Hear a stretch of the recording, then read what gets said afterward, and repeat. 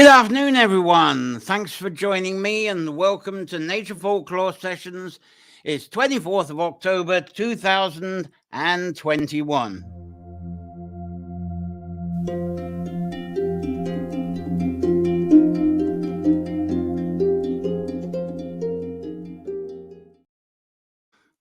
Well, thank you all for joining me on our weekly time of exploring nature-centered folklore, connecting this within your favorite sanctuary space and expressing your inspired visions from your sanctuary through your poetry, writing, arts, crafts, performance, and problem solving.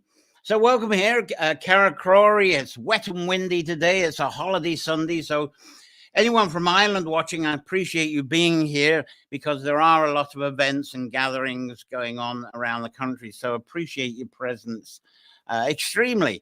Now, this afternoon's theme is the first of a two-part series on Samhain origins. And today I'm going to be exploring Oweynagat Emain Macha. And here we go. That's just in case you don't know the places, that's Emain Macha there. And there's a picture inside the Ornegat Caves. So that's where we are. And I'm going to be exploring the stories and traditions that are rooted in the cave there in Emain Macha.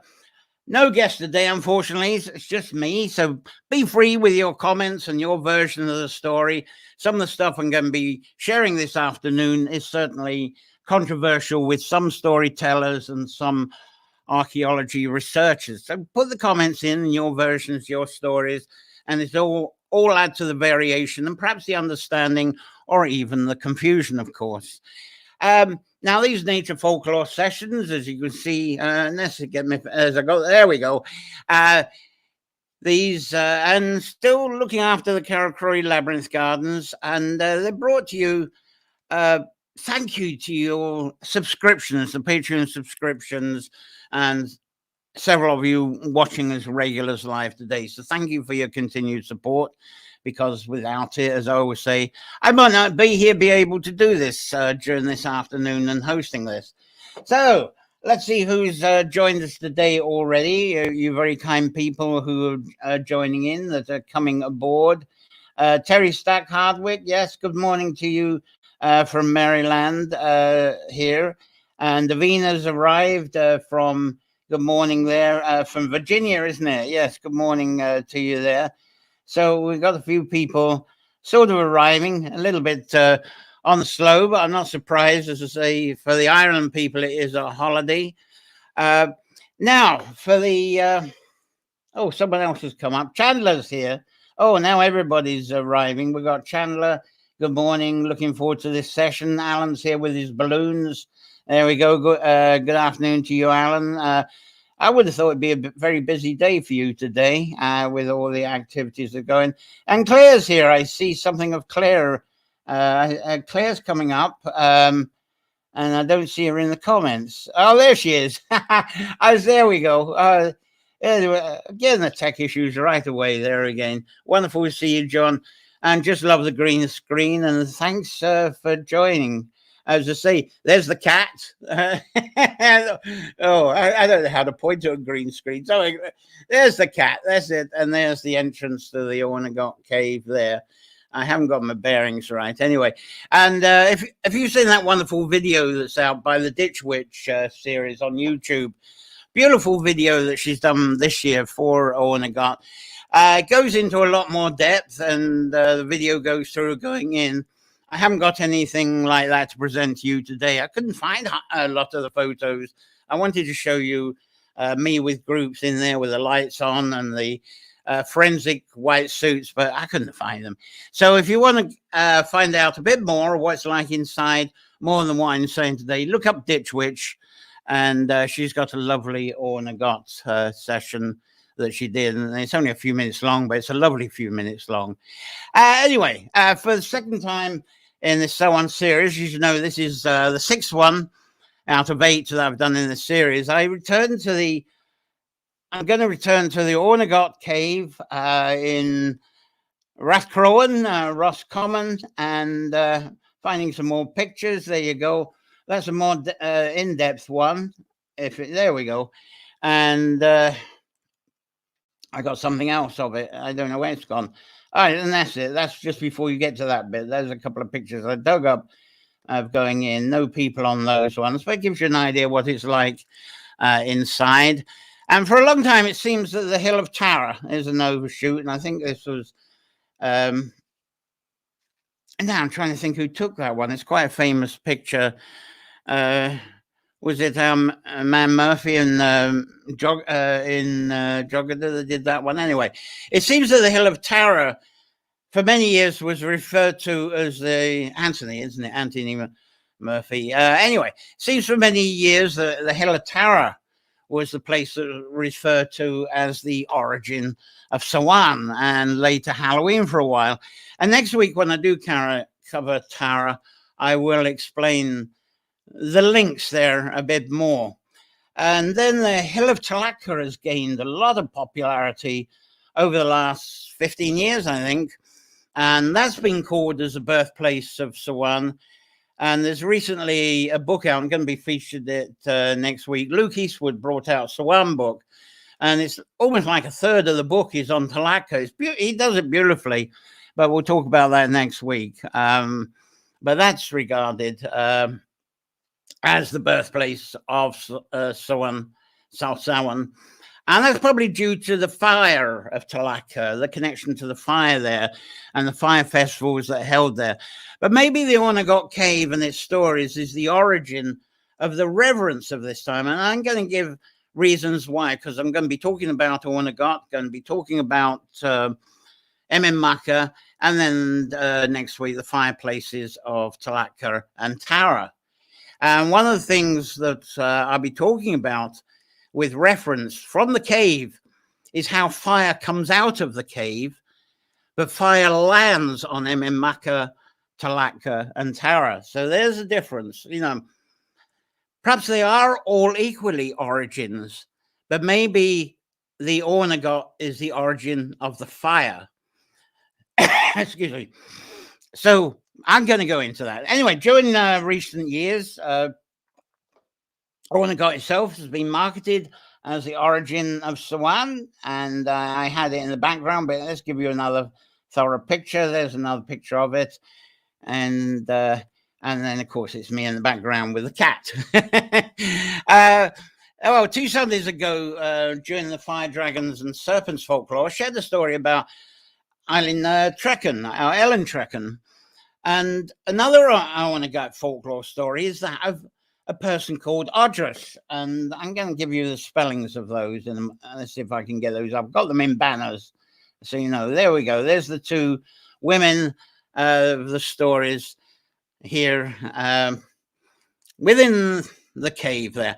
And, well, Odrys herself was born as a fairy serpent and was guided from the Oweynagat Cave to the caves in the Hill of Caish. And with Odrys, it was a bit different to the Ellen story, because it was a cow that guided her from the cave up to the Hill of Caish. And there is a Hindu story, folklore story of this time as well, that's very similar. So there are some Hindu stories that have traveled across, being converted to the different local traditions. So that's not surprising. But Odrys was met and blessed by the Morrigan, or as I say, the Mona Coracuen, just like Ellen was, and became water that was then released onto the land the following Imbolc. Very similar stories, both of them. Now, the difference between the Odrys and the Ellen story is the cow, and because Odrys is linked to the cow. And that seems to tie in with a cow story that a lot of people know about Oweynagat. Anytime that anybody goes to the visitor center or someone from the center takes them down the cave, they'll tell you the story about the cow. And that cow story is, to simplify it, someone is trying to catch a cow. It refuses to come in for milking. And it goes charging down into that cave entrance. I can't get my finger right. There we go. Cave entrance. There it is. And goes down it. And the woman who has the cow grabs hold of the tail. Cow keeps going, dragged right through the cave, and the cow comes out with her dragging behind, still holding onto the tail, comes out of the cow cache, and she's still holding onto its tail. And now, and the funny thing about that cow story is where we talk about Odrys and Ellen, we go back thousands of years, stories that might go back thousands of years. But the woman, the milking woman trying to hold on to the tail, it's always someone that someone knew or the grandparent knew. So they always keep it up to date, that one. But I think it's the Odrys that started that one off anyway. A popular story. Now, why was Odrys holding on to that cow's tail? Was it Odrys? Now, going back to the Ellen stories, one of the variations of the stories is that, I've got a picture for you here, is that her mother was actually raped by 3 choral lads. And Ellen was born from that rape having 3 heads, 3 dragon heads. And this is one of the artist's image of what she had. And of course, anybody born like that, they can be incredibly embarrassed because they're so different. And the embarrassment of that caused Eileen to retreat into the Oweynagat Cave. But then she would emerge each so on. She was aware that her heads were breathing fire. So she would emerge every so on, it said. And the flame from her nostrils were coming out of the 3 heads. And she would fly off and set fire to the land, and the places that she would land, not surprisingly, was the hill of Talaka. And there's people celebrating the Talaka fire there in Meath, and the hill of Emain Macha. And Emain Macha doesn't actually hold a fire like this. They actually have this character. So they put the... I'm gone brain dead. What do you call that? What you actually call the tall character? Anyway, it's the tall character on fire. You can put it in the comments just to have a brain freeze there of what you actually call the tall character that you set fire to. Anyway, but both the hill of Talaka and Meath and the hill of Emain Macha, they're still well celebrated fire ceremonies, and both places, interestingly, also have rape stories. The Talaka one is actually a very cruel one, whereas the Emain Macha one actually has a bit of a twist to it. And I'm going to tell you that in a minute. But why do these sites, why do these ancient sites have rape stories? Not very nice to listen to or hear about, is it? Awfully coarse for what is really a celebration. Samhain is a celebration of the seasonal nature of this year. So why bring in rape stories? Well, no storyteller has actually been able to answer me that one properly. So I have to rely on my own interpretation of that. And that comes from thinking about where we are at this time of the year in this part of the Northern Hemisphere. Now, when people talk of rape or any sexual abuse, it leads into deep conversations that follow a drift that goes into discussing consent, doesn't it? Especially on social media. Now, this time of year in the Northern Hemisphere, winter's about to happen. We got it today. The sudden turn from mild weather. We got this cold wind and rain. And so winter is about to happen. And winter can be harsh, as we know. And winter does happen, whether we like it or not. Winter does not arrive due to our consent. So that's it. Winter's arriving whether we want to like it or not. It's forced upon us. Now, in the past, people may not have been protected against winter. Today, we have sturdy homes. We got heating networks, heating energy networks. And we're pretty well off. A lot of us are pretty well off with the food and organized food storage and distribution. But for ancient people, and obviously still for some people today, winter was and is a very unwanted experience. And it often winter can feel, if you don't have those protections, it can feel like a cruel, unjust experience, can it? Especially if you're homeless, that type of thing. So I'm wondering if the seasonal nature cycle story of this time became a human rape story, or they became rape stories, as a means for storytellers to create more drama, which is what storytellers did with stories. They get some events, they might be boring events, excuse me, and they have to make them exciting to get attention. And it still happens today because, well, I think the storytellers, they look to the scribes because the scribes put down everything.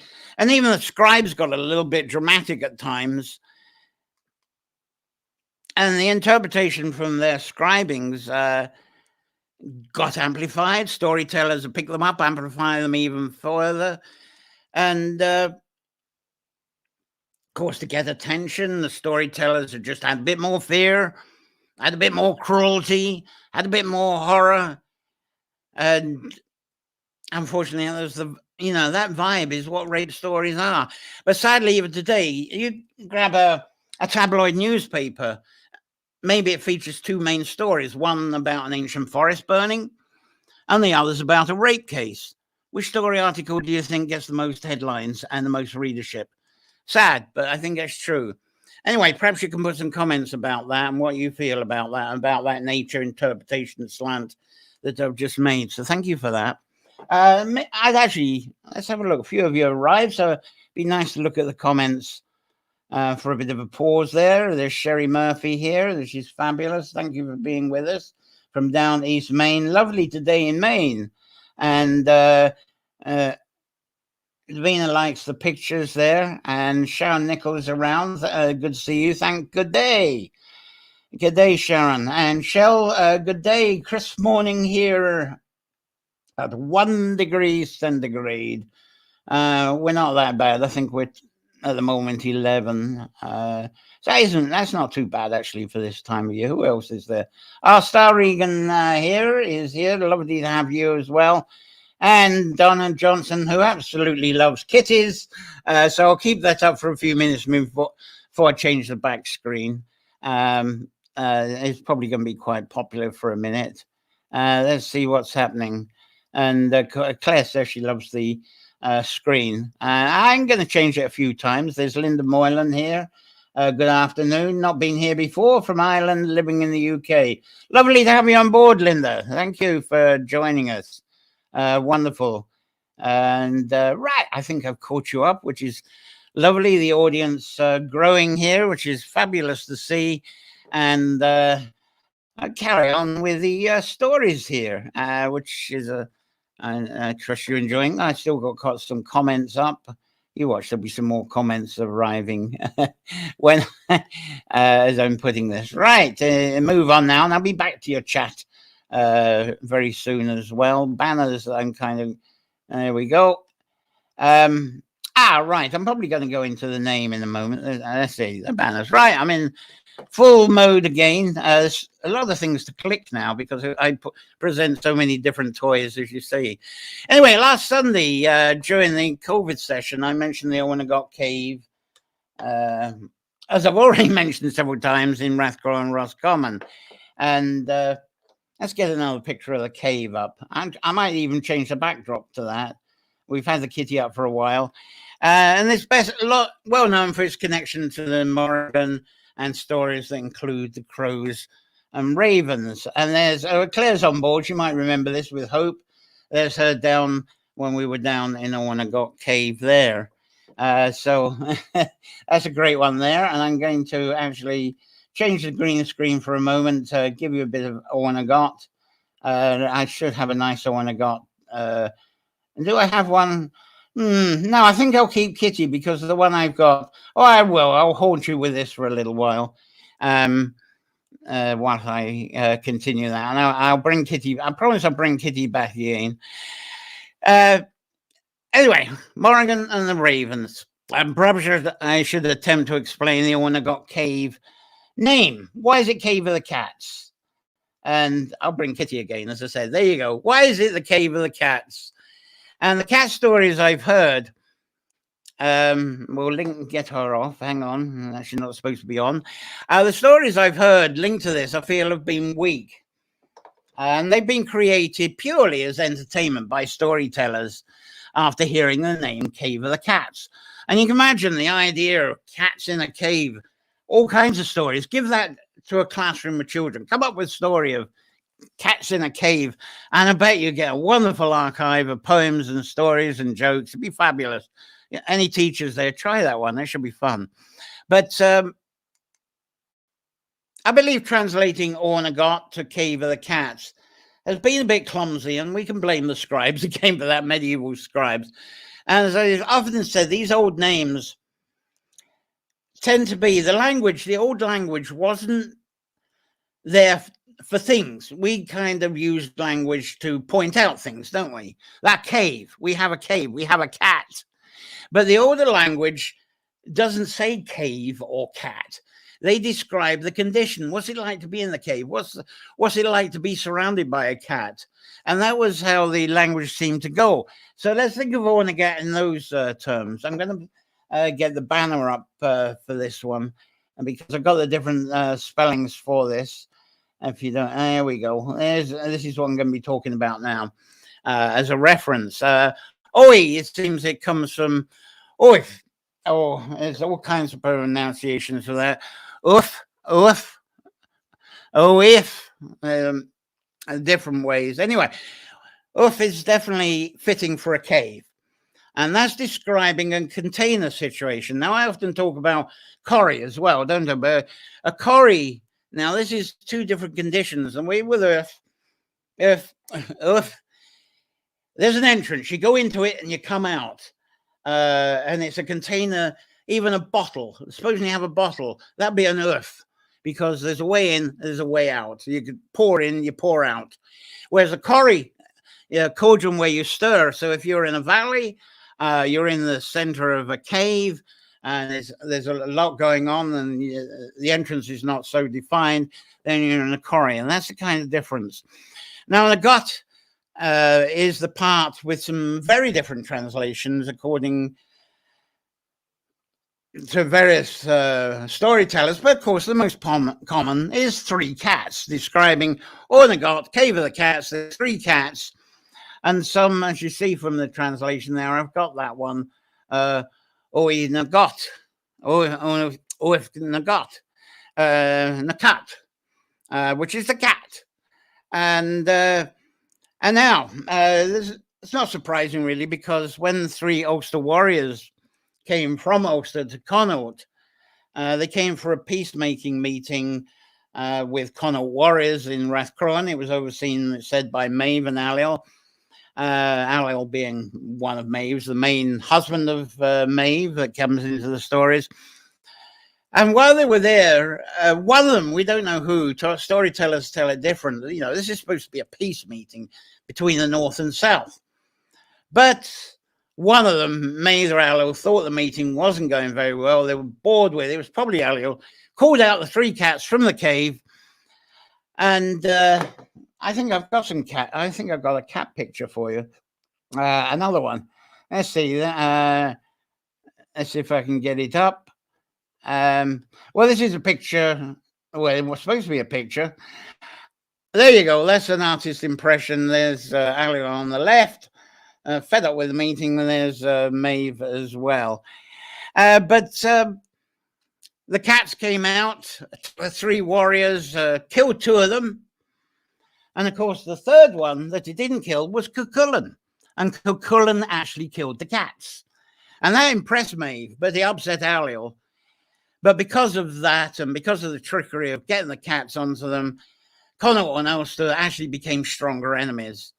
And, well, the North and South have never quite got it together ever since, or never have they? But some ancient language scholars claim that the Nagat has nothing to do with cats, that the gut should actually be Cath. So you got the, have I got the banner up? Yeah, there we go. So we got the Urdna Cath, and that word, if you talk of a thing, is interpreted as a battle. Cuth or cut, as it's probably pronounced, cut, is interpreted as a battle. And I think the word battle we got to think about. And what is battle if you translate that into a condition? And when I think of battle, well, what do you think of battle? What do you imagine when you see a battle? There's conflict, isn't there? There's challenges. And during the conflict and challenges, people are against each other and they're testing each other's intuitive maneuvering. So you're doing this combat with intuitive maneuvering.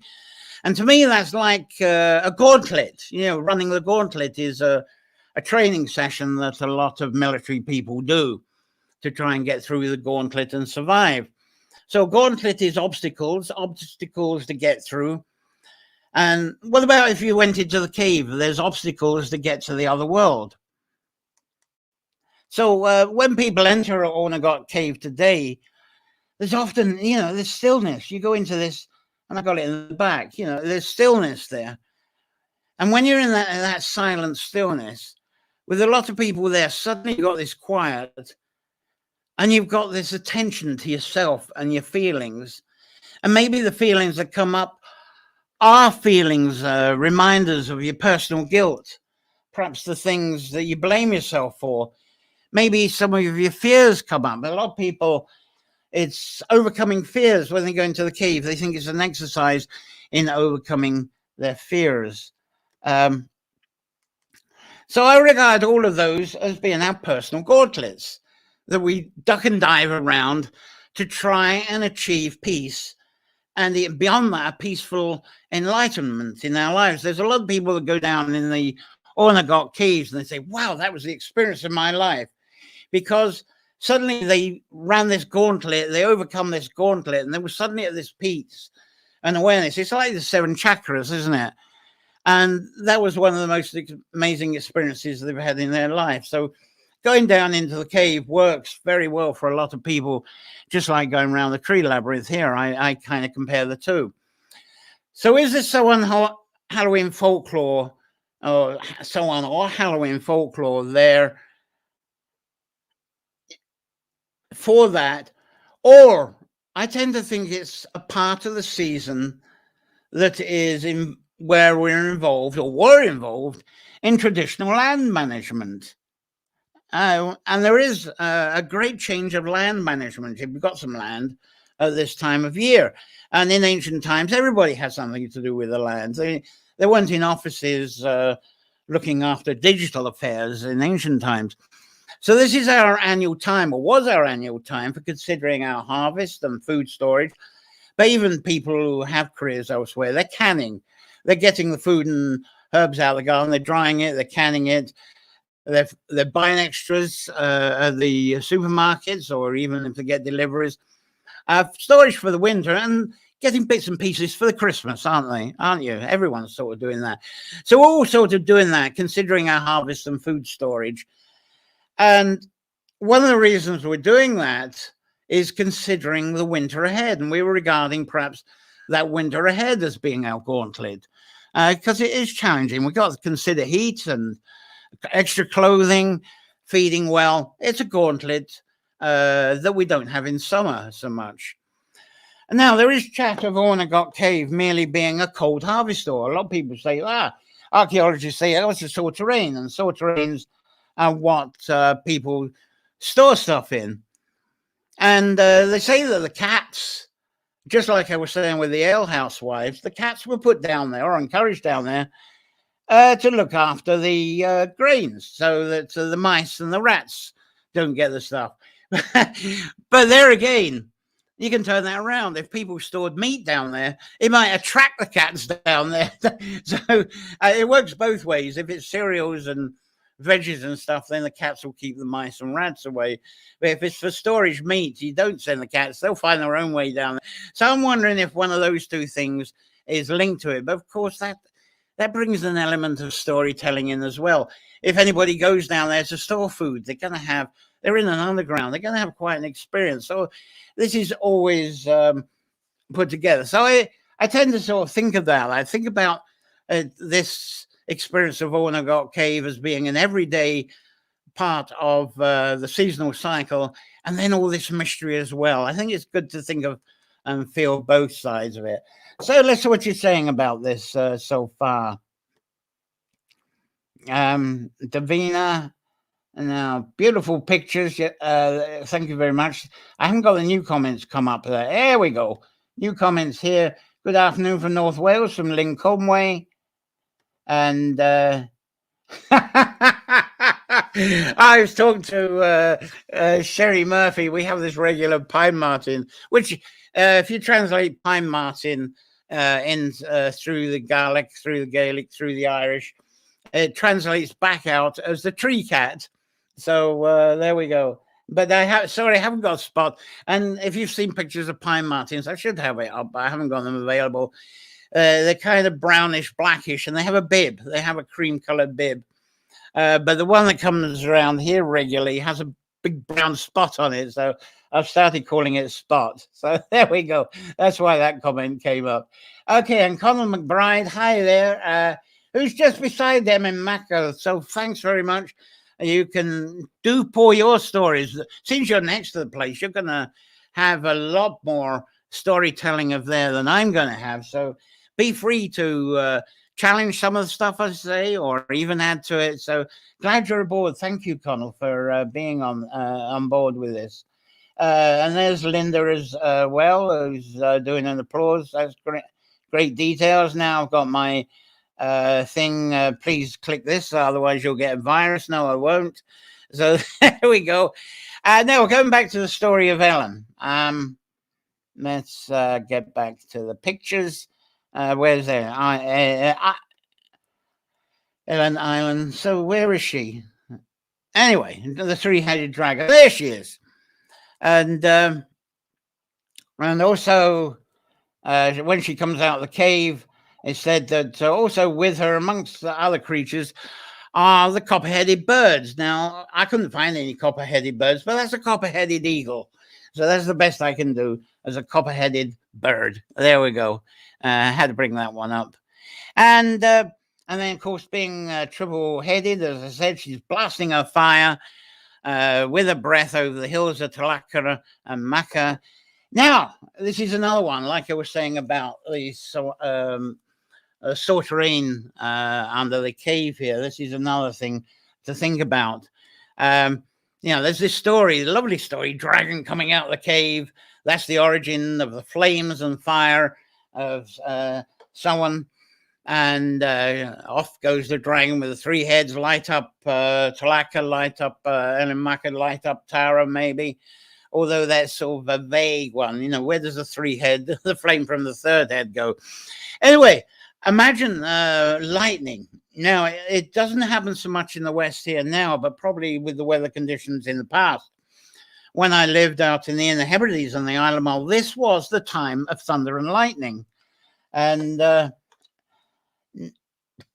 want to change my back screen here. Let's see if I can get another back screen. I'll go back to that story. Should we have a cat? No, we'll have some flames. There we go. We're talking about flames, so I'll have that one. But in the Hebrides, this was the time of year we got our most thunder and lightning, because we're moving from the summery kind of autumny weather, warm air up high, but the cold air is moving in. It's moving in from the Arctic, and it's challenging this warmer air that we were getting from the southeast, from the Mediterranean, also from the Gulf Stream. And so there is thunder and lightning. This is the season of thunder and lightning up in the Hebrides. I don't know if it still is, but it always was. It was night after night.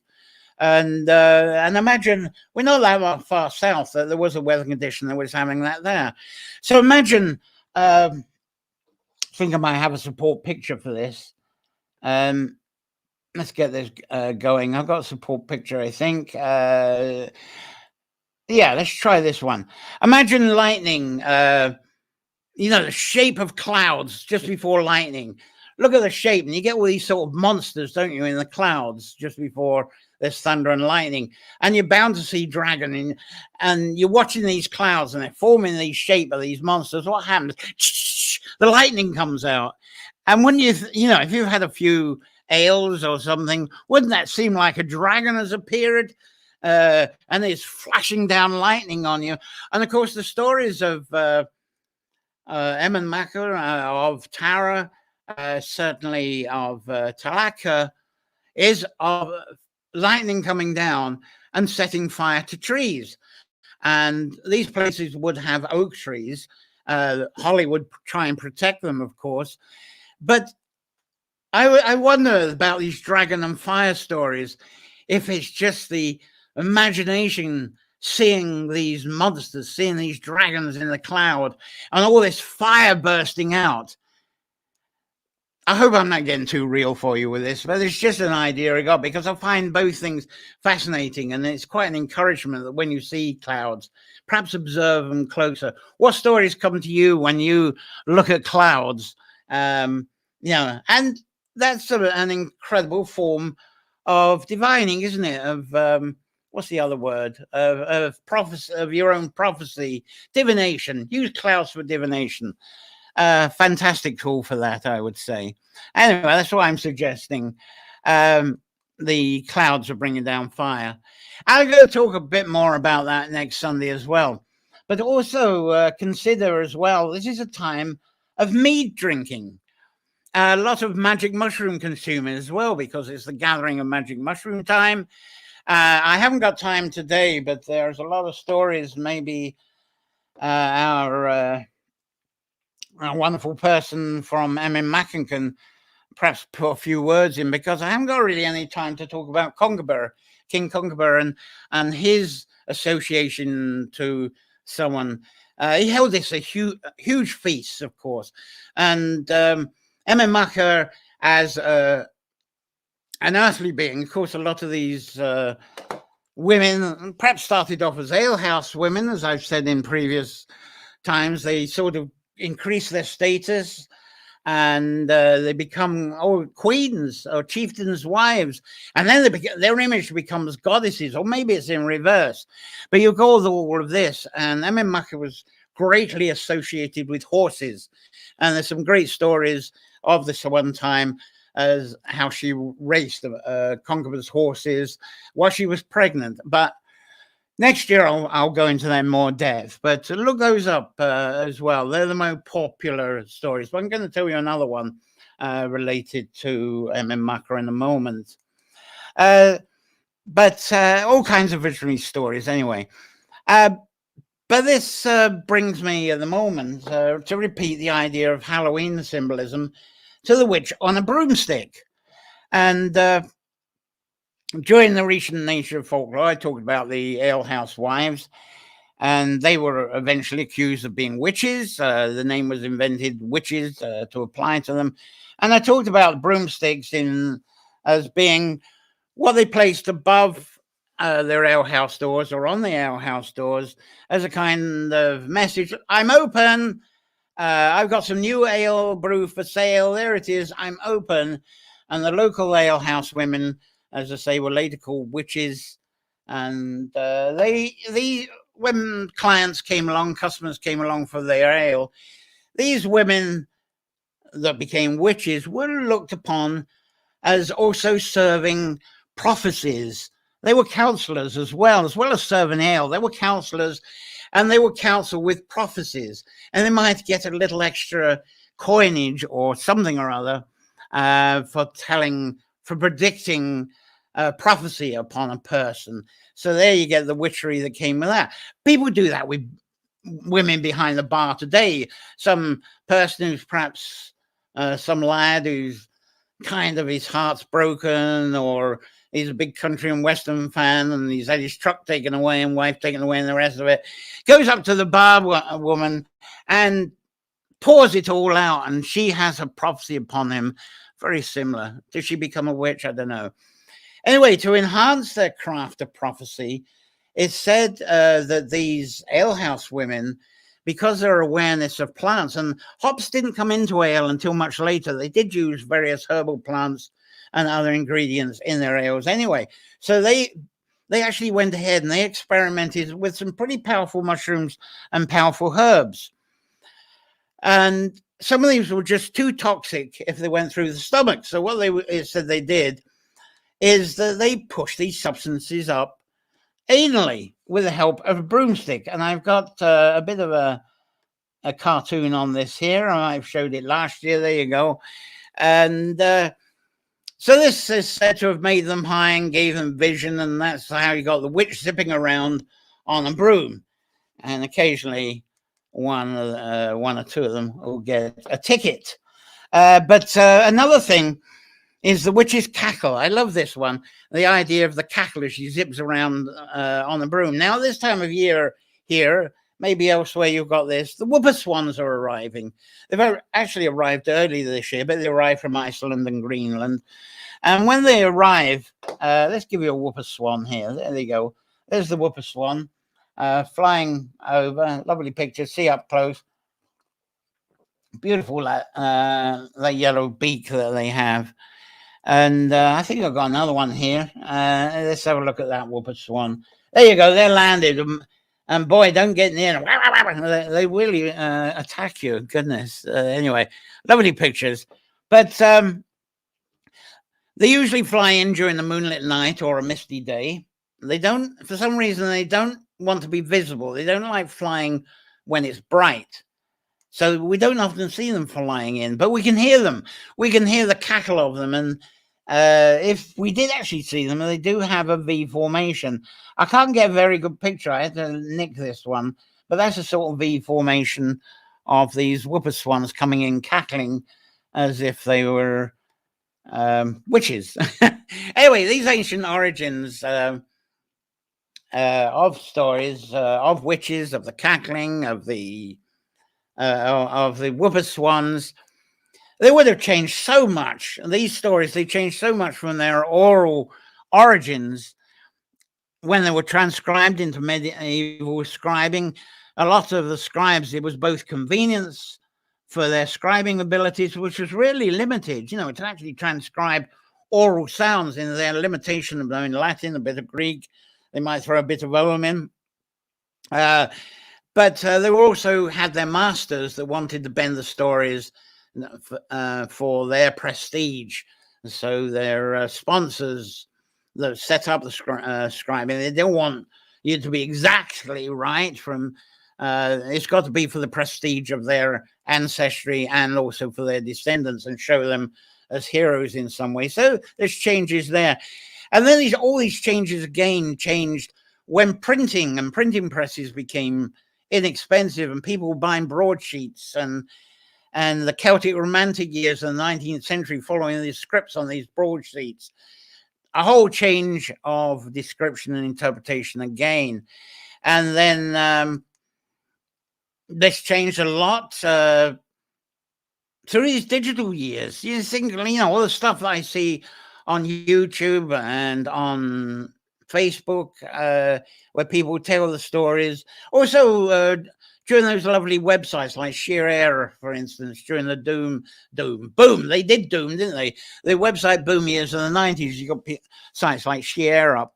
And so there was this rapid changing in storytelling, and social media has really changed these stories in the last 15 years, I find. And the stories I hear today are so different to how I heard them first of all, in the 50s, maybe early 60s. And you probably tell them different than you did years ago as well. Anyway, I'm going to break for a bit of see how the comments are going here. Right. There we go. Right. Thank you, Connell. That suppository idea could be another type of... very good. Thank you, Connell. Right. I love the broomstick story. That's too funny, says Davina. Francis, greetings, also living half a mile. So we've got a lovely... wow, we got some support. So please, throw your comments in and your versions and your local variations, and correct me as I go along and make suggestions. Thanks very much for being so pleased. We got some locals on board as well to help me along here. Thanks, Donna. Fascinating. Terrific. Now, I want to move on to Emain Macha a lot more. I'm going to show a picture for that now. And all right, there we go. That's a nice overhead observation there. I'm going to knock off the Oweynagat banner. We're finished with that for now. So let's put this one up. This is what I'm going to be talking about. It's in Armagh, Ulster. Name was derived from Macha's name, Ard Macha, and Ard meaning a high place, a platform, even a stage as well. So it's really on a high, and of course that's an important high place because the kings of Ulster. They were, what's the word? Would you say ordained? Anyway, they became kings there. And you're probably pleased to know that the Macha story, the rape story, is not a full rape story. And this is what I'm going to be chatting about now. And I'm going to change my back screen before I get to this. I got something. Right. No, I don't want to rename it. I want it to go away. There we go. And I'm going to change my back screen. Now, we've talked about fires. Give me a second for this to get you another green screen up because we're here. There we go. This is where we got these two lads living at the bottom of here. So I'll have that up for a bit. That's a close up there of climbing up to Emain Macha. Anyway, you've probably, as I say, this is the story. Get my ducks in a row here. And that's it. We're on the way now. Now, I said that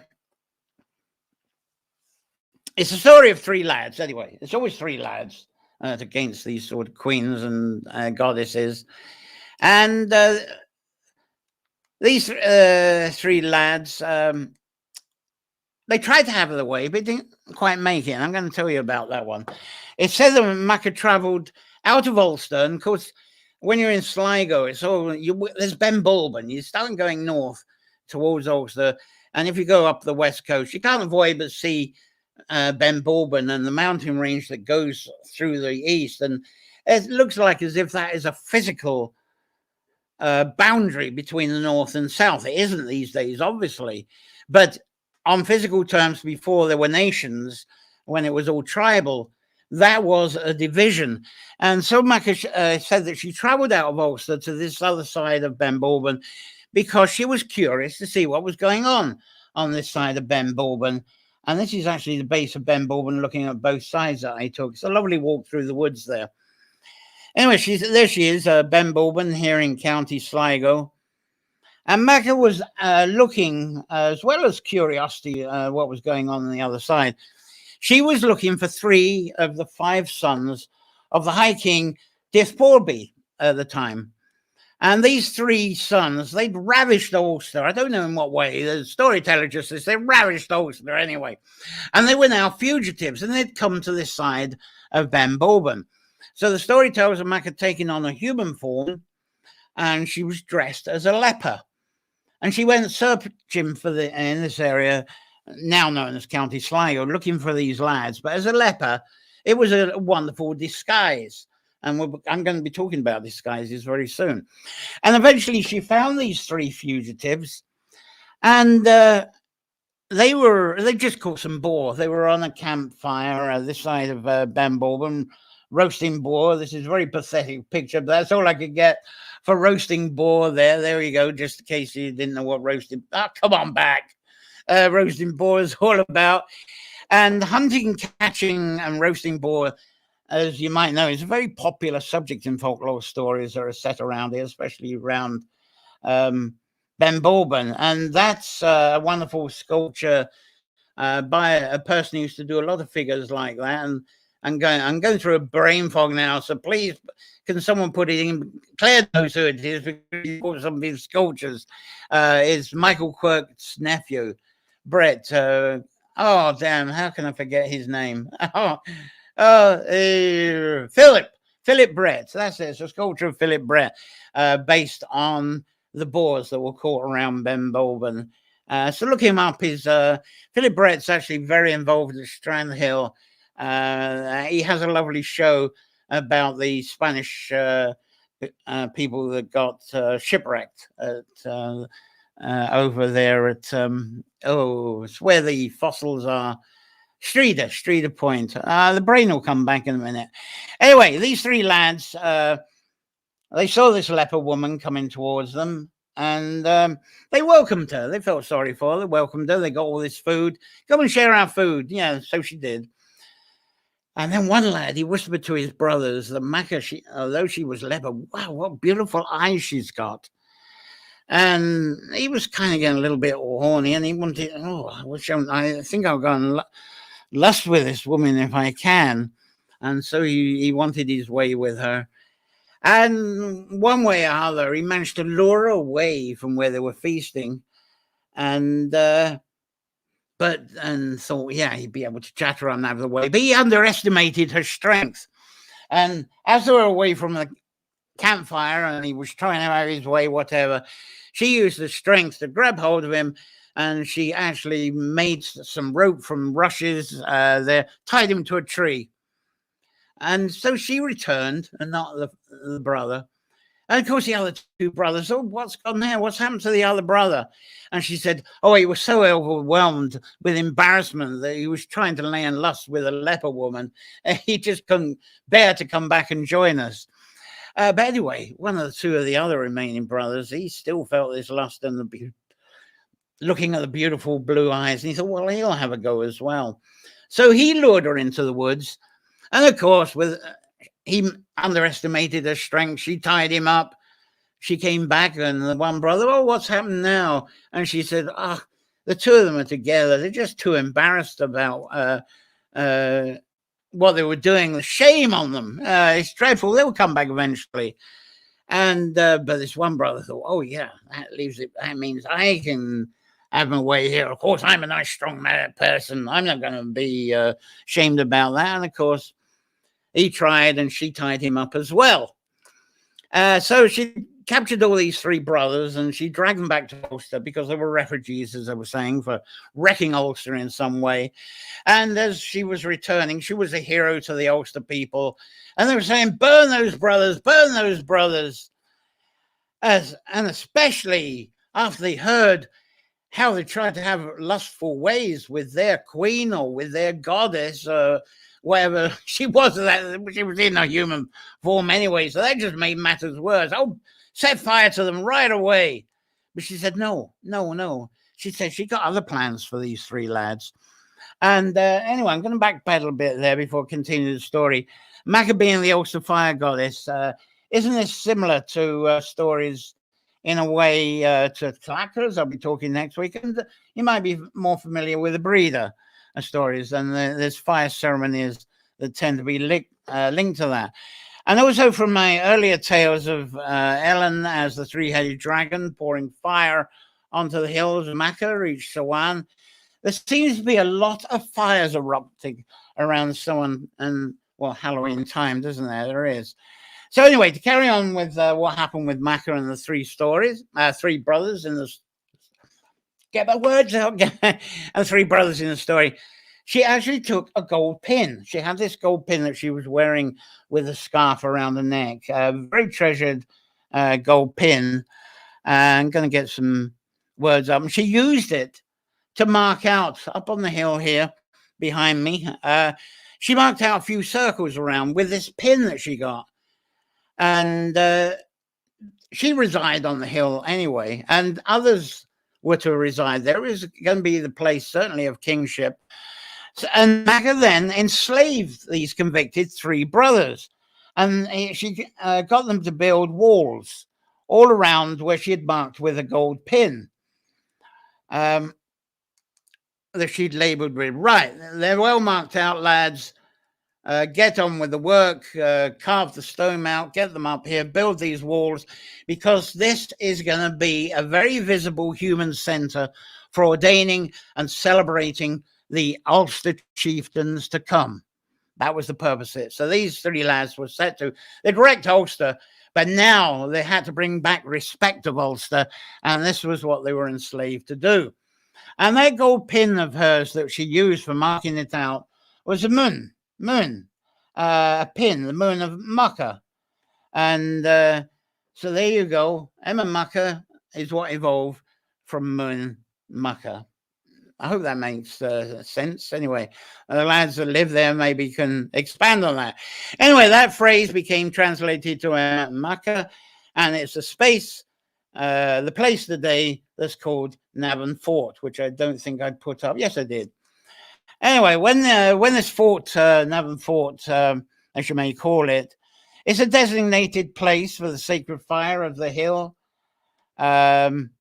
And it was built by these three lads. And I'm trying to get some more pictures. Oh, yes, really, the next picture is a bit like the one I got behind me, but there we go. There's some trees on the top there. And the three brothers, now this is the shocker. You know, they were trying to have their way with Emain Macha here, but these three brothers, after building these fortresses as enslaved, they were then invited to lay with Macha at the Grand Conception time, the midwinter every year. So this was actually changed into a consensual event, invited by Emain Macha. And each year, assuming the three brothers consented, and I've got the picture missing. I had a nice picture for this. No, it's missing. So anyway, it's assumed that the three brothers consented, and this is this happened every year. So this is very different to the Talaka story, which I'll be sharing with you next week. I've got a lot of pictures that are suddenly missing. Anyway, from the seeds of these three brothers, Macha became both the mother and goddess of all the kings and queens and their families from Ulster thereon, all from the seeds of these three lads that were wrecking Ulster, suddenly became the creators of Ulster through Macha, and all the hierarchy of Ulster came through that. So if you lads from the base of Emain Macha can expand on that, I'd love that. Anyway, from time to time, before the Ulster people, the Roods had never really been united, as I said, with the rest of the island, now known as Ireland. And of course, that still hasn't been achieved today yet. But one day, there has to be a united island somehow. But that's a tough one. We're not going into that this session. I haven't got another hour or so to go on there. Anyway, Ellen, the three-headed dragon, that's the other one we're going to be talking about. She gets to Talaka next year. But thinking of her, Eileen, Ellen, she reminds me of, in a way, Santa, who comes out of Oweynagat Cave, maybe, and so on, and the copper birds to guide her. I wonder if much of the Santa story came from that as well. Anyway, it's a shame I've a lot of my pictures have sort of disappeared on the screen. I had so many pictures for this. Anyway, I'll pour on without the pictures. They've disappeared out of my range here. But with the three heads, Ellen breathes the fire on the Talaka, Emain Macha. And one thing, well, I had that behind, didn't I? I had one of the pictures that's gone missing. I've actually got behind me as a green screen. So let's bring that back up again. It's like the two fires here. Imagine one fire is the Talaka fire, the other fire is the Emain Macha fire, and they've got two fires, two huge fires flaring up, sacred fires, north and south. Anyway, so I'm improvising because I've lost a lot of my pictures. That's a shame. I hope I haven't lost for the next bit. Anyway, comments. Let's see what you're saying here. Philip, Claire's reminding me it's Philip. Yeah, Philip Brett, the sculpture. And Seven Serpents is around. Read somewhere that the churches were built cave entrances to keep people from using them for ritual purposes. Do you know any examples of that? I don't know of any examples. Certainly churches at cave entrances.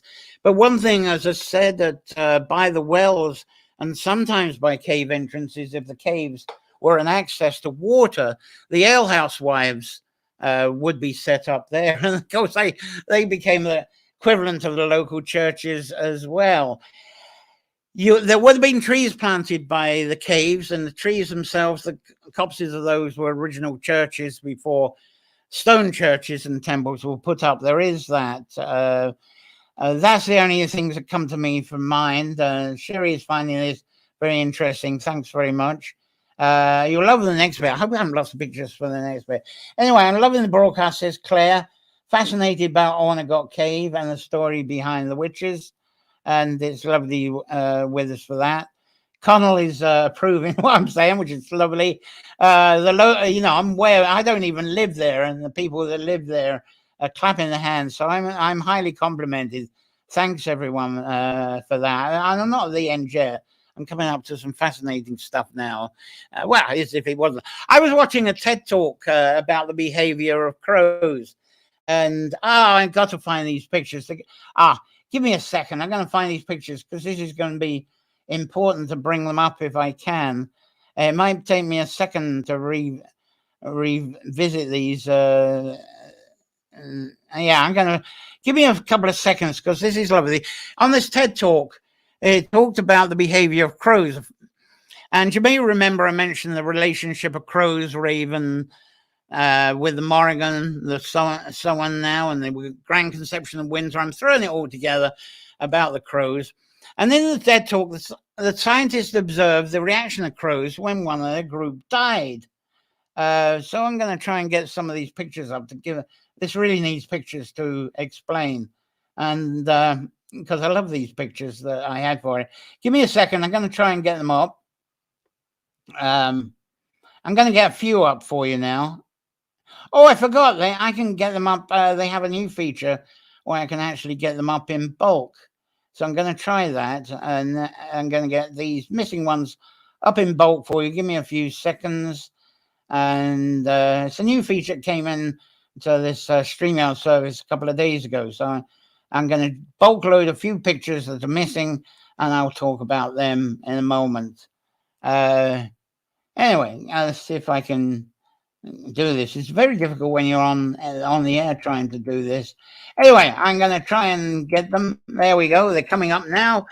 And while they're doing that, this is a crow anyway. There's a crow mourning a dead crow there. That's the first one on it.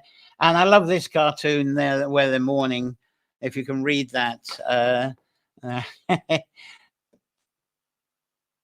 Right. Right, I can move on. So that's a wee joke there. But no, it won't disappear. Now I'm getting it up. I can't get rid of it. No, it's not going. Come on. We've had you, the crows. Anyway, in that TED talk, the scientists observed the reaction of crows when one of the group died. And of course, as that cartoon showed, they hold a ceremony around the dead crow. But as they're together, they all start getting lusty and jumping on each other and start copulating around this dead crow. And though that imagery may seem to be of the highest level of grotesqueness and perfect for a Halloween story, I suppose, we cannot deny the instant symbolism of this season where the old flame is extinguished and a new fire is about to be kindled. And that's also the story of the midwinter that we're going in towards now. It's Swan. And it's that transition that we're going to go on through to the grand conception of the midwinter and then that whole rebirth of Imbolc. And there we go. The crows dancing around, reenacting, because I always feel that crows and winter, the symbolism is much the same. Anyway, another thing to consider as someone is also the midpoint of Scorpio. And I love this woman's image of Scorpio here. So once we're up to the 7th of November, it's dead center. That's the midpoint, and astrologers describe the Scorpio condition as being the burial of the waste and the reborn of the new wisdom. Think of Sherlock Holmes stories. I think Sherlock Holmes, the whole story world of Sherlock Holmes, is a whole. You might as well say it's a description of Scorpio. That's the way I interpret it. Anyway, let's see. Have I missed any of your comments on that? Because we're going to get them up to something you're perhaps not familiar with that I think you'll love. Very interesting. Great. Thanks very much. So I was going to speak a little bit about the Swan traditions that go on in Scotland. So I hope you don't mind me moving from Ireland from this, because I think you'll find this fascinating, because these traditions have arrived in Ireland, especially in the north. And this is something I hugely miss. And the picture hasn't come up again. Oh, yeah, there it is. It's not celebrated much today. These are the guising traditions, and they used to be known as the Galashins. There's 3 Galashins there. And of course, what is popular today is trick or treat, isn't it? And that is a very watered down version of the Galicians of the guising traditions. And that's what I'm going to be talking about for a few minutes. And Galicians I absolutely love, because this was me. This was me doing basic folk drama as a child. This is how I got my storytelling together.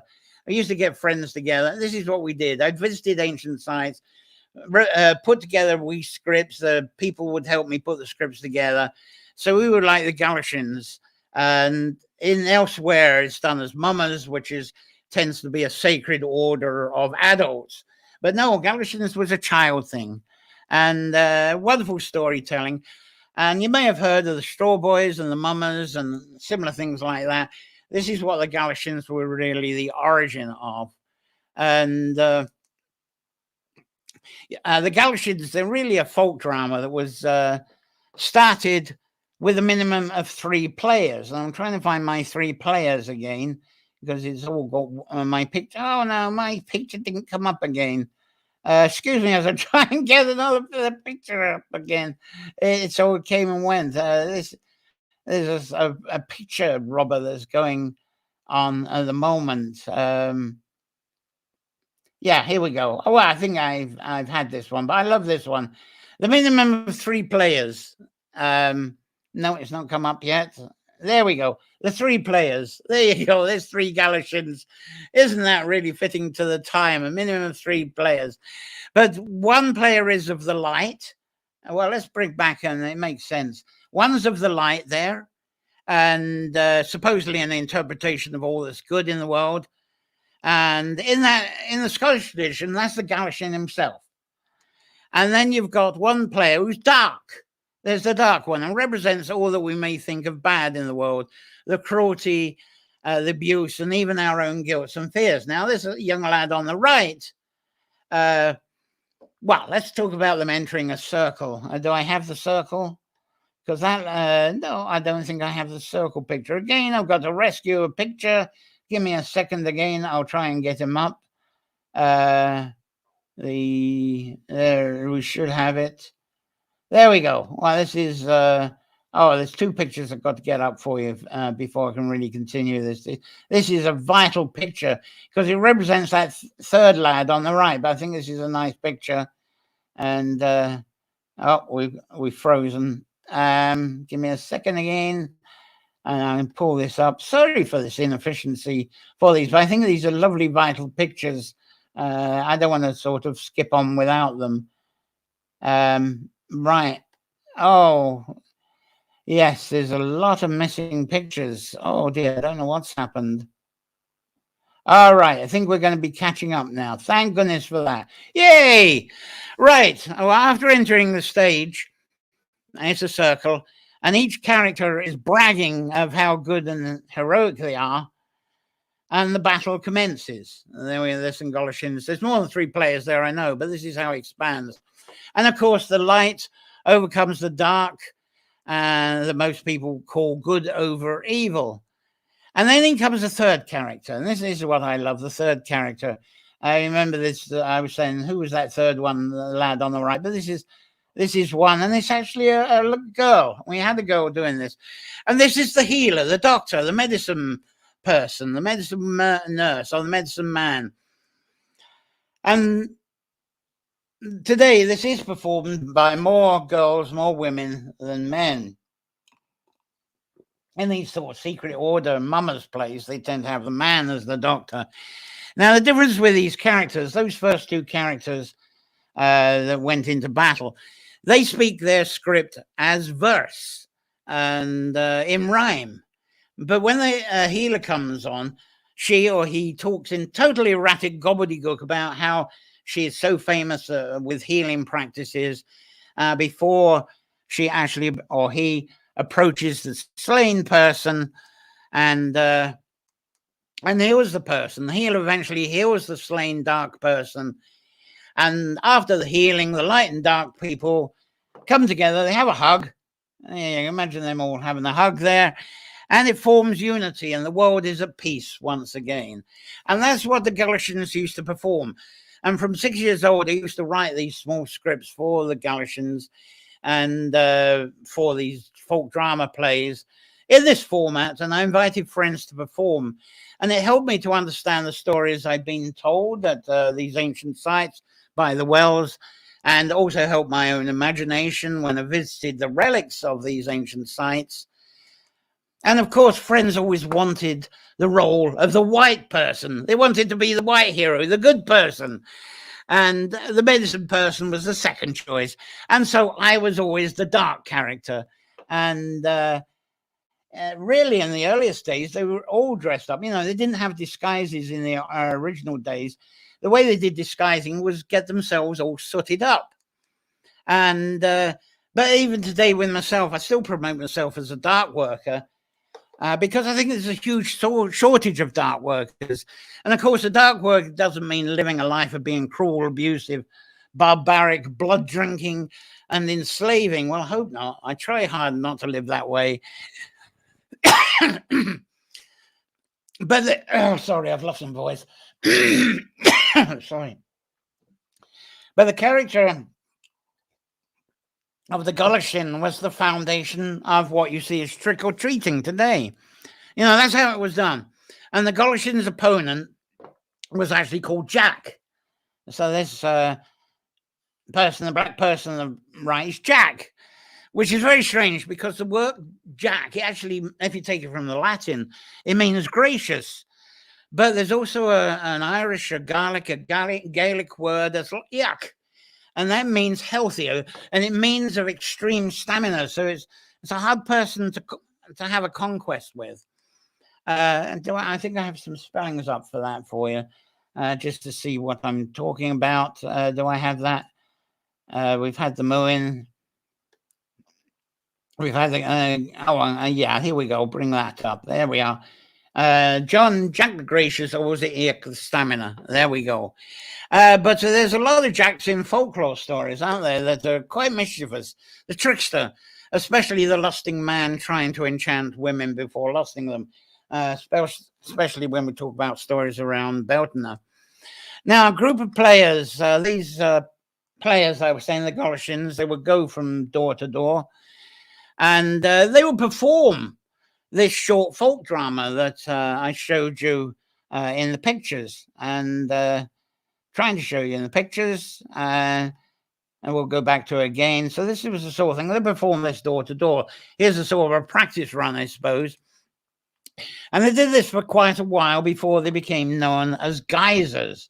The Guisers actually was starting to water down from this a bit. Well, they probably are Guisers. But the Golishins were nicknamed the Galoshes, and you might have come across the word galoshes as being a Wellington boot. There's another name for a Wellington boot, is a galosh. Galoshes, you wear a pair of galoshes. But this was before rubber. This tradition started up before there was rubber. It started up early 17th century. So I don't think rubber came along until the 18th century. But they had thick-soled shoes. They would wear these thick-soled shoes or even clogs so they could get through puddles, and they would get through snow as well from when they went door to door. So it was a precaution going door to door. And so they wore galoshes, and that's how the Goloshin name came about, probably one way or the other anyway. But another feature of the Goloshin players, unlike the mummers and the straw boys, is before they could do masks, they didn't disguise themselves. And as I said, they sooted themselves up. They might have made straw helmets, but more common, it was easy just to soot their faces up. And that they regarded, so there they are, they got their black faces, they're wearing their galoshes, their thick-soled shoes. And the other name they became known as, and I'll bring the banner up, is gollywogs. These Goloshin-wearing Goloshin people were gollywogs. So these were gollywogs. Now, you might have known that, of course, because gollywogs eventually became nicknamed down into wogs, and that became a slang for calling dark-skinned people wogs or gollywogs, which is very sad, because when I was a child, the whole gollywog thing was really acceptable. And because our parents, as child, we used to try and get our parents and aunts and uncles to buy Robertson's jams. and we could get a special paper bag with blank gollywog images. And under each jam lid, we'd find a gollywog sticker, and we'd get that and we'd stick it onto a paper bag. And if we got enough to stick onto the paper bag like this, they got stuck onto online. There they are. That's the stickers. They're all on a. That's what they were like on a paper bag. We could send it to Robertson's, and we would be able to choose the gollywog badge of a black-skinned corkscrew-haired character playing a sport, as you see on the bottom there, playing a musical instrument. And with a bit of extra money, we could even get a cuddly gollywog. And there we go. And that's to go to bed with. Now, that may seem awfully racial right now, but remember, I was saying the gollywogs were the black-faced Galicians that came from door to door, and Robertson's is a Scottish company. So this is sort of an incredible misinterpretation that this was to honor these Swan guests that came around. They were bringing us good health and good luck. But for me, it was definitely the reverse of being racialist, because I thought, goodness me, this seems to be portraying in the 50s, there was a surge of people coming into the UK because there was, as it is now with the Brexit, funnily enough, suddenly there's loads of jobs. Please come to the UK. We need you for lorry drivers. We need you for nurses, blah, blah, blah. That's what happened in the 50s. And so people came in from India, from Africa, from the West Indies, from the Caribbean, and all these people coming in. And for a lot of people, we'd never seen black-skinned people unless you were up in Yorkshire and Lancashire, where there were the mills. There was people from Africa came to these mills in the late 19th century. Anyway, I was reverse a racialist out of this Robertson's thing, because I just had such a curiosity for these people. And it came out with me perhaps in my early child years. I used to have conversations, and I love their culture and their customs. And to hell with pop music, I wanted to hear all this call and return spiritual gospel music. So, you know, the gollywogs actually had quite a good effect on me, I'm sure. And I don't think I've been racialist ever since. Anyway, that's the story of the gollywogs and the Galicians. And their stuff was passed down through oral tradition. And then printing became cheap in the 19th century. People started to change these folk play scripts. They could buy them off of the broadsheet sellers in the streets. And the mumming traditions then came out. And then the Galicians became the Guisers. And the sooty faces were replaced with handmade masks, because paper was suddenly cheap. In the earliest days, the idea of soot was you couldn't afford the paper to make the masks. So it wasn't until 19th century that people could afford paper and card and make masks and use colors and crayons. People just couldn't do that before, so hence the soot and the gollywogs. So anyway, to earn more gifts and pennies, the Galicians realized that they could visit more people door to door if they scrapped the entire play with these characters and just all join together in one song or one poem. They could get it over quickly, put their bag out or bowl out, and they could go to the next door. Maybe they can do 2 doors for the time of doing in one. So it'd be a single poem, single song, and they were then the Guisers.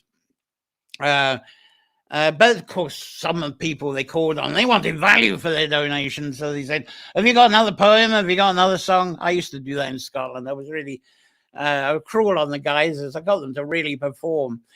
Anyway, so the folk play became reduced to the single song. And so here we have this. There they go. This, if they will only come back.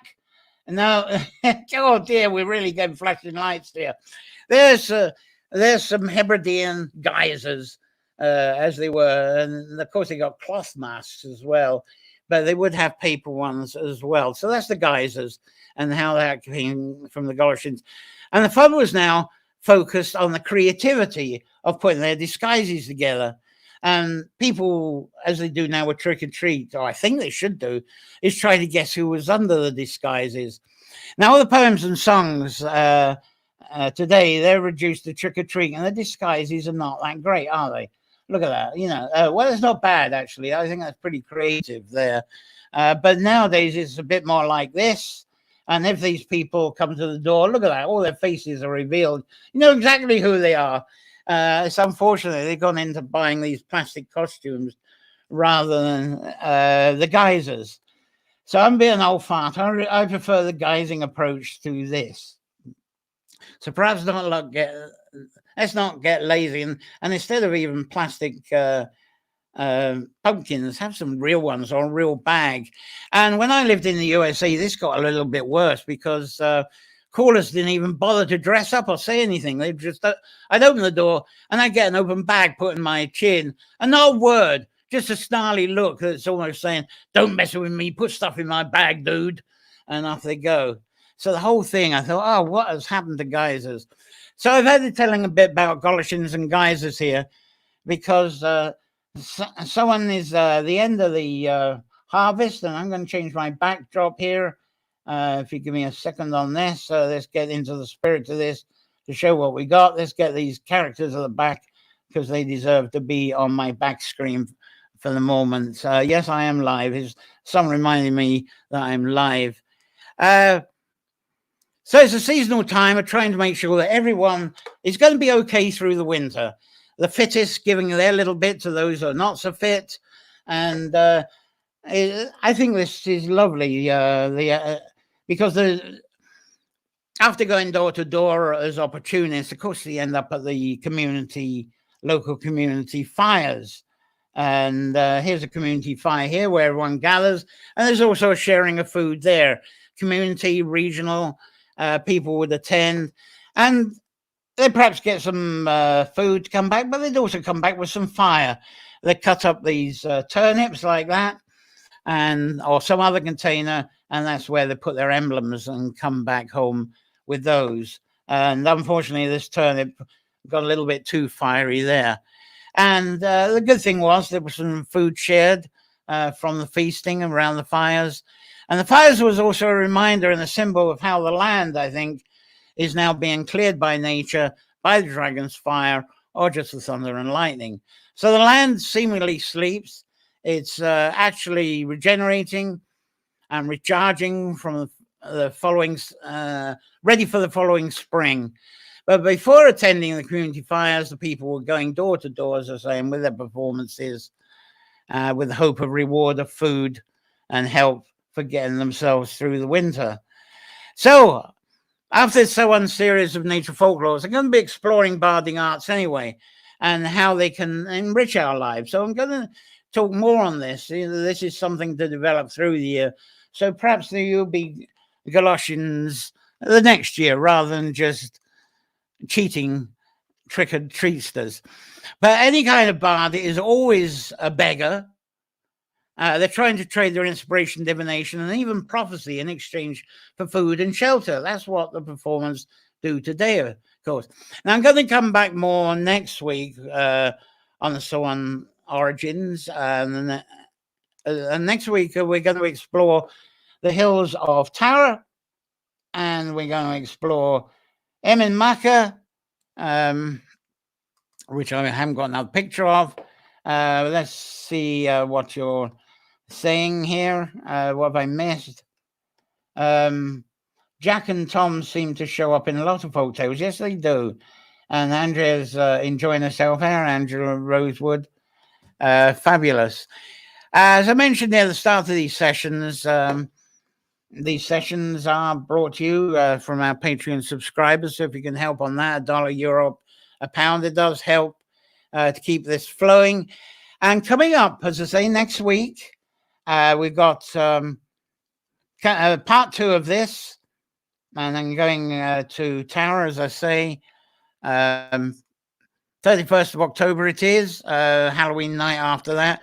There's going to be more Swan Origins, Talaka. I haven't got the picture of Talaka, Tara, and the 7th of November, it's your turn. This is going to be, 7th of November is the cross-quarter day. It's the sidereal time day, the more authentic Samhain time. And please forward your poems, your stories of this time.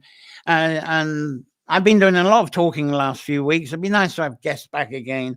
So I give different ways of doing this. You can be on live, send me a pre-recorded video or even an audio with some photos, and I'll put the stuff together. So that'll be on the 7th of November. That'll be the 8th and the last of this year's Swan's series.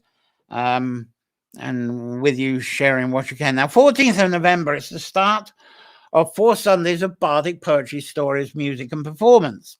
So it's a Bardic session from the 14th. Do I have any pictures to support that? I might have, yes. And this is the first one is going to be inspired journalism, which can be words or drawings like that, and native poetry, just what comes to you from the inspiration, learning how to do that and learning how to get the picture up of that. There we go. And how to start this off very simply from your roots of inspiration. It doesn't have to be perfect. So we're going into this raw poetry and inspired journaling. The doodling is really a session on doodling, isn't it?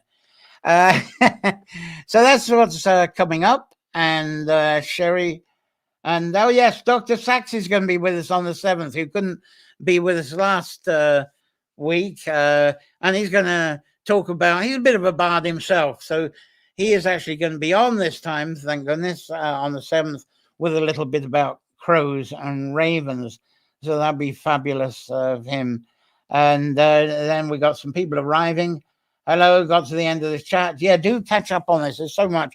And I've really ran into some serious overtime as I've done with this. Sherry Gooch. So anything that you've missed, do come up and enjoy, of course.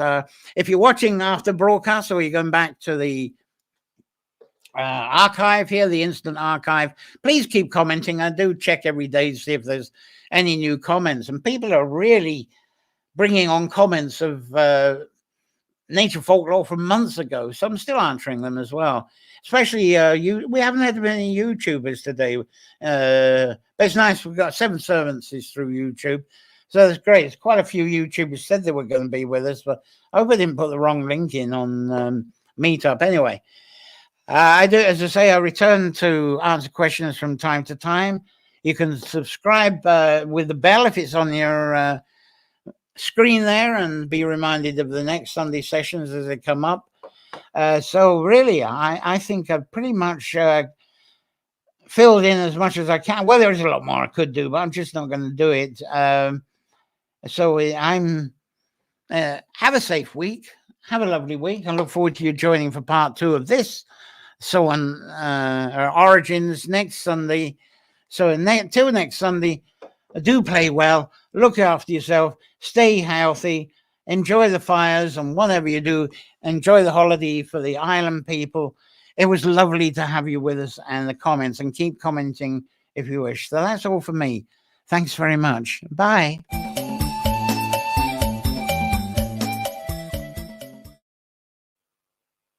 Well, it was all for me. There we go.